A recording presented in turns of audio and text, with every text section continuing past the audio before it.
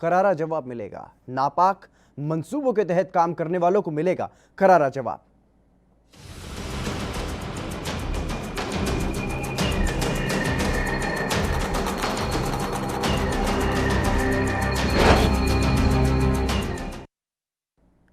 जम्मू कश्मीर में आए दिन आतंकी हमले की खबर सामने आती रहती है और इसके साथ ही पाकिस्तान सीज फायर का उल्लंघन भी करने से बाज नहीं आता है। अब उसने एक बार फिर से सीज फायर का उल्लंघन किया है और एलओसी पर पाकिस्तान की गोलीबारी में सेना के नायब सूबेदार शहीद हो गए हैं।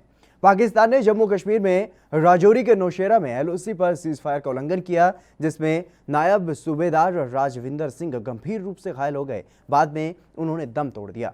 पिछले महीने भी पाकिस्तान ने राजौरी सेक्टर में एलओसी पर गोलीबारी की थी। इसमें भारतीय सेना का एक जवान शहीद हो गया था। और इसके अलावा अगर बात की जाए तो कल श्रीनगर के पंथा में भी आतंकियों के साथ मुठभेड़ हुई, जिसमें एएसआई बाबूराम शहीद हो गए। आज उन्हें भी श्रीनगर में श्रद्धांजलि दी गई है। ये दो तस्वीरें आपकी टीवी स्क्रीन पर शहीदों को नमन किया गया है जो शहीद हुए हैं कल पंथा में। उनको एएसआई बाबूराम को यहाँ पर श्रद्धांजलि समारोह रखा गया, जिसमें वरिष्ठ अधिकारी भी शामिल हुए और सभी ने शहीद को नमन किया। और इसके अलावा एक सीज फायर का उल्लंघन जो आज किया गया है उसकी तस्वीर।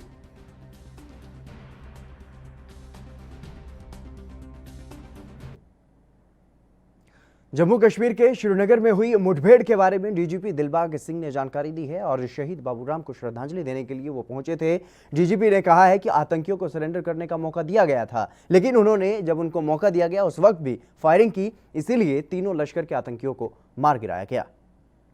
कि हमारी जो सिटी की ग्रिड और इसके आउटस्कर्ट्स पेरिफेरी जो एरिया है उसके ऊपर हमारी डिप्लॉयमेंट्स रहती हैं। पंथा चौक का नाका जो हमारी जम्मू कश्मीर पुलिस और सीआरपी द्वारा जॉइंट नाका वहां पर लगा हुआ था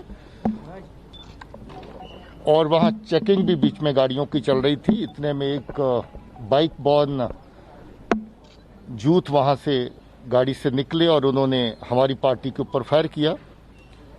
फायर करने के बाद कोशिश भी करी कि कोई वेपन उनके हाथ आ जाए और वो वेपन स्नैच कर सकें, मगर जो होशियार दस्ता वहां पर पुलिस और सीआरपी का लगा था, इन्होंने ना सिर्फ उस अटेम्प्ट को नाकाम किया बल्कि उनका पीछा किया, जिसके चलते उन्होंने अपना जो बाइक है उसको नीचे फेंक दिया और बाइक को फेंकने के बाद पैदल दौड़ लगानी शुरू कर दी।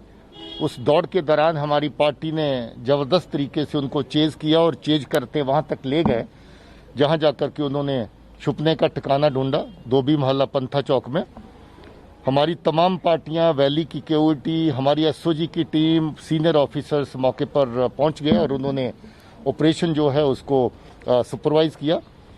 थोड़े ही अरसे के बाद जब तलाशी एरिया की शुरू हुई तो फायरिंग शुरू हो गई।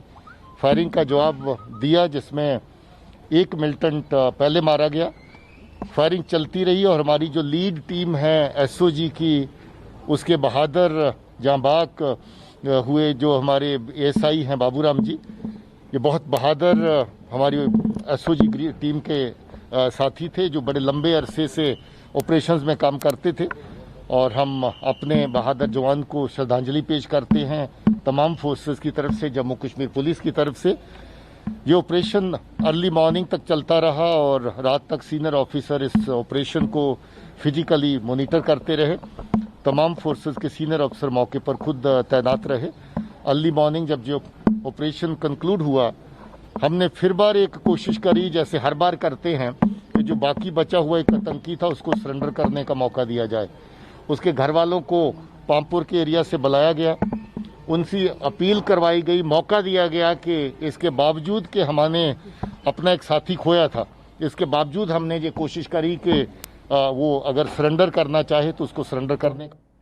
इस खबर पर अधिक जानकारी के साथ रविंद्र श्रीवास्तव हमारे साथ जुड़ गए, हमारे संवाददाता जम्मू कश्मीर से। रविंद्र, क्या कुछ जानकारी है फिलहाल? सबसे पहले आपसे ताजा अपडेट, जम्मू कश्मीर में जिस तरीके से एलओसी के पास सीज फायर का उल्लंघन किया गया, वहां पर एक सेना के जवान है वो भी शहीद हो गए, इस बारे में ताजा अपडेट क्या है फिलहाल? जी देखिए, पाकिस्तान लगातार सीज फायर का उल्लंघन कर रहा है और आज जिस तरह से नौशहरा के कलसिया इलाके में पाकिस्तान ने एलओसी पर तैनात जेसीओ जो है उनको स्नाइपर शॉट जो है वो किया है और उसमें उनके उसी के चलते वो पहले तो गंभीर रूप से घायल हुए और उनको जब हॉस्पिटलाइज किया गया तो उन्होंने वहां पर शहादत पाई है और लेकिन उसके बाद भारतीय सेना ने भी कड़ी कार्रवाई की है। मैं आपको बताऊं कि लगातार पाकिस्तान जो है सीज फायर का वायलेशन करता है ताकि आतंकियों की घुसपैठ करवाई जा सके।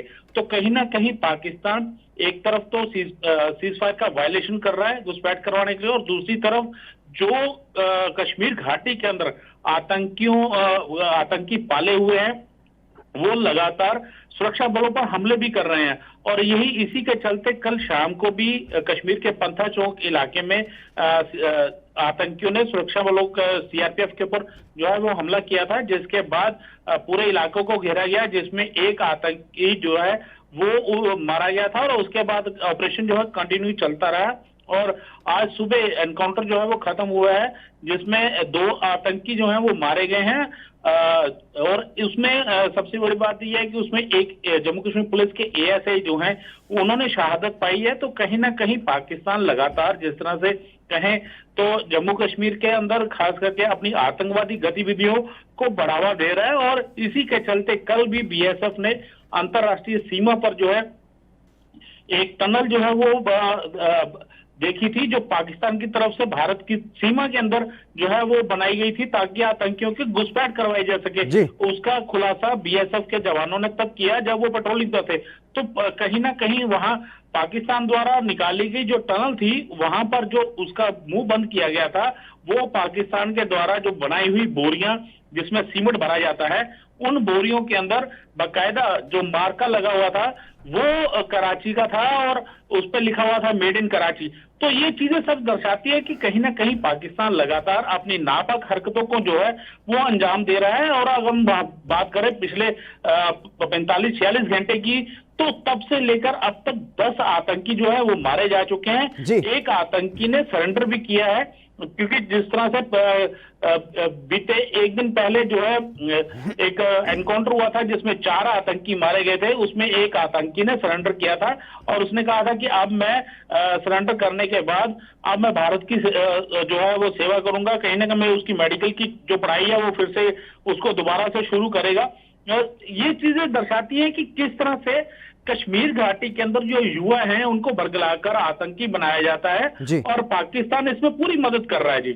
जी बिल्कुल, जिस तरीके से रविंद्र आपने बताया कि पाकिस्तान की तरफ से नापाक कोशिशें लगातार की जा रही हैं, लेकिन करारा जवाब भारत की तरफ से भी दिया जा रहा है, चाहे वो घाटी के अंदर की बात हो या फिर एलओसी की बात हो, लगातार करारा जवाब दिया जा रहा है। जी बिल्कुल, देखिए कहीं ना कहीं पाकिस्तान को हर बार मुंह की खानी पड़ी है।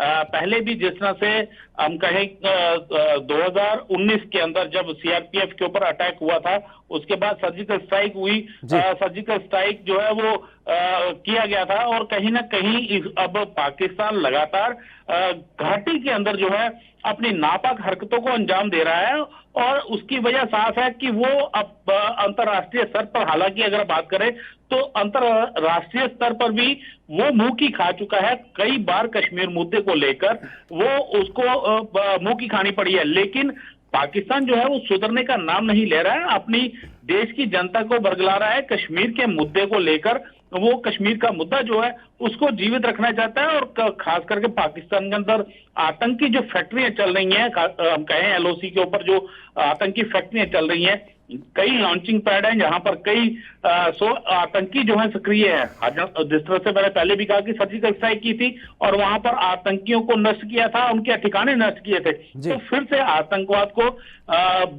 फिर से खड़ा कर रहा है पाकिस्तान, और वहां पर लॉन्चिंग पैड और लॉन्चिंग पैड में अभी भी जो है काफी ज्यादा आतंकी जो है वो मौजूद है। और इसके पीछे लश्कर, जैश ए मोहम्मद और हिजबुल मुजाहिदीन के जो सरगना है और आईएसआई पूरी इसकी मदद कर रही है।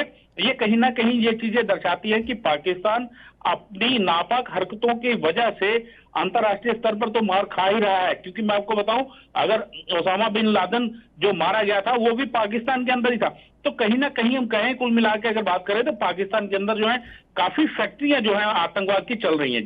जी रविंद्र, जिस तरीके से पिछले कुछ समय पहले सुरक्षा बलों की तरफ से एक बयान जारी किया गया था कि सभी जो आतंकी कमांडर हैं वो मारे जा चुके हैं, लेकिन उसके बाद भी आतंकी जो वारदातें हो रही हैं जम्मू कश्मीर में, उनके पीछे क्या कुछ कहा जा रहा है, कौन उनको लीड कर रहा है? जी देखिए, कमांडर जरूर खत्म हुए हैं, लेकिन आतंकियों के अभी भी जो राब्ता है वो हम कहें पाकिस्तान में जो बैठे आतंकियों के आका हैं, वो उनके कहीं ना कहीं जो पाकिस्तान आतंकियों के गुर्गे हैं उनको दिशा निर्देश दे रहे हैं।